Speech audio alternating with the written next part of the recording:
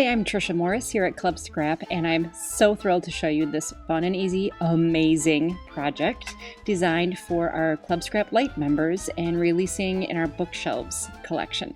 Check out this little maze book. It's quick and easy to make, and cleverly, it's only made from one sheet of 12 by 12 paper. And there it is. You'll see it in your box.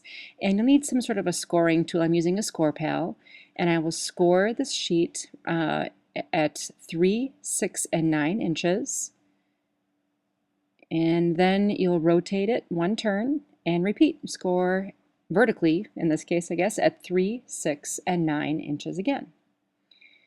And then once you have that scored, you can set your score pal away and place it on a cutting mat and check out where you need to position this. It says, "This book belongs to," on one of the pieces of art in the corner. Hold it by that corner and then flip it over. Now in this case, think of it towards you. So it'll be in the lower right corner in front of you. That special square. It's very important you do that so that you keep track of where that square is. Now what we need to do is make a cut from the edge of the paper right underneath that square that you pinpointed, and you'll go down past the first, second, and then stop at the third score line. Next, use your craft knife again to make another cut, this time starting on the other edge and stopping at that third score line. So you don't go all the way through or just pack up and go home. Use the paper as individual pieces of art.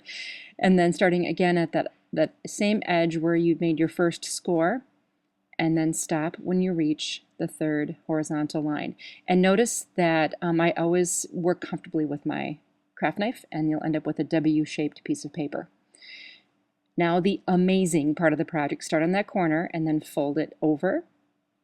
And you can use your bone folder to burnish your creases each time or every couple of times. Now fold it under and burnish, fold it over. And now we turn the corner of the maze.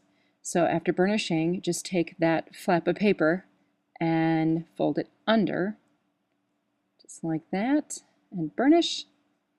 And then continue following the maze. And I'm speeding things up here so you don't have to watch it in real time, but it happens very, very quickly. And then just kind of tweak and align the paper every time you make a fold. Ta-da! There's your maze book. And then there's your front cover, and then as you turn the pages, you can see how the artwork has been especially designed so that it's always right side up. Now, if you want to prevent the book from opening up into the flat sheet again, you can actually take your glue gun or bookbinding glue and then glue the wrong sides of the paper together so that those pages stick together and don't open up like that, which is what I did on my finished sample. Next, take some of that velvet swirl paper that you received in your kit and trim it to 3 by 3 inches, and then you can use a good quality glue. I'm using an ATG gun here.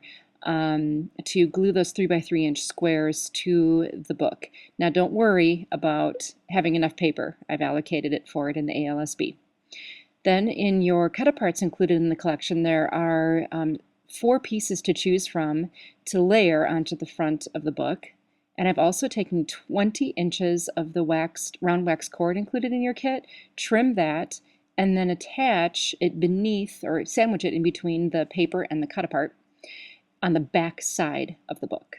That's where I have it. So flip it over, and then you can apply some adhesive to that piece and place it on the front side of the book. On my finished sample, I also added photo mounting corners, black ones, and I think really kind of sets it off nicely. So for the next step, I'm using Club Scrap's mahogany ink and one of the unmounted cancellation images from the bookshelves unmounted stamps, and then just stamp that on an extra sheet of ivory paper. I'm using the eggshell white, actually stole a photo mat. And then with a 1-inch circle punch, I'll punch out that shape. I hope you have a 1-inch punch. I mean, if you're going to have one, that's 1.5. And then with our ink applicator tool, I'll just ink the edges to kind of warm it up a little bit. And included in your junior kit, I've also allocated the use of one of the flattened antiqued bottle caps. Just tape it right on there with your favorite adhesive and center that punch onto the bottle cap. And then we even have the epoxy stickers included as well. So then attach that to kind of make that punch out really pop. And there's my finished sample again. Add that bottle cap with some foam adhesive. Then attach a bead to the ends of your wax cord. Tie yourself a little bow, and you've got a finished book. All that's left to be done is pictures, journaling, whatever else you would like to add to the inside. It really is a fabulous project.